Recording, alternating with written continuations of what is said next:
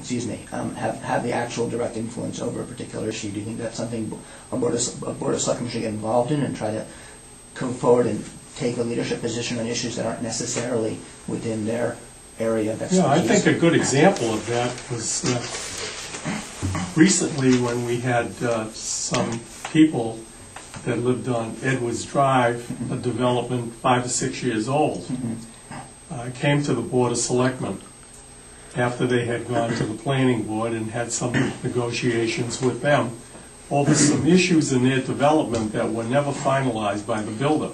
And some of these were pretty serious ones. I was putting myself in their position and saying, what would I do if I didn't know if my property lines were correct or not, if my garage was on somebody else's property?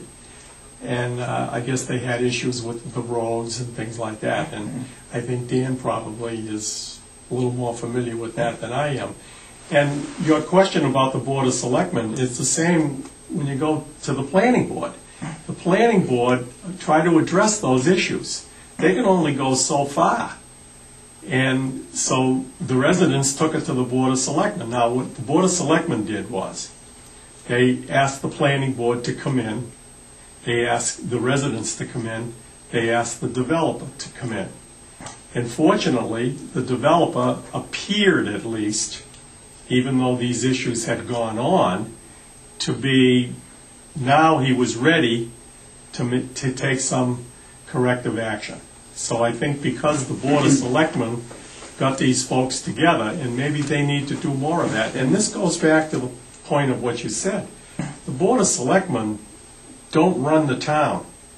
They have limited powers. If you're an elected official, you don't report to the Board of Selectmen. Now, the planning board are elected. They have a certain job to do, and they've been doing it. And they only have certain powers, and I'm not going to try to guess what they are, because I'm sure Dan is very well aware of the issues and problems they have with developers and what they can do and what they can't do. But I think that's one way that we can do it. Sure. Dan? Sure. And as Lou alluded to, that every board and elected board, not just elected, appointed board like the ZBA, all have their certain duties. And these are all prescribed by Massachusetts general law. That's why the selectmen cannot overreach into a Board of Health issue or DPW issue. It's truly as simple as that. Everyone's duty is prescribed by law. But as a selectman, you can reach out, and you can reach out by gathering information and finding out what you can do to implement some ideas from other boards. If another board in town would like needed something passed at town meeting to help them out that would make them serve the town of Pembroke better, then the selectman would take the charge and be the leader at town meeting to champion that change that's going to benefit the whole town. And because it's happened in the past where people have what seems like a little change at town meeting floor, and town meeting is it's when people don't understand an issue and it's not presented by more than just one group, people become suspicious and cynical.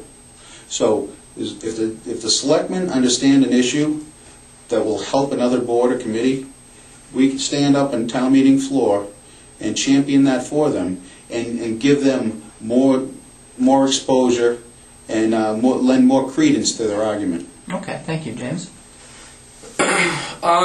I mean, you know, the best question would be, does the president have control over the budget of the United States? No. How does he do it? How does he, you know, how exactly is it the president gets his agenda through? How does he pass stimulus packages? It works the same way in town government. It's all through lobbying.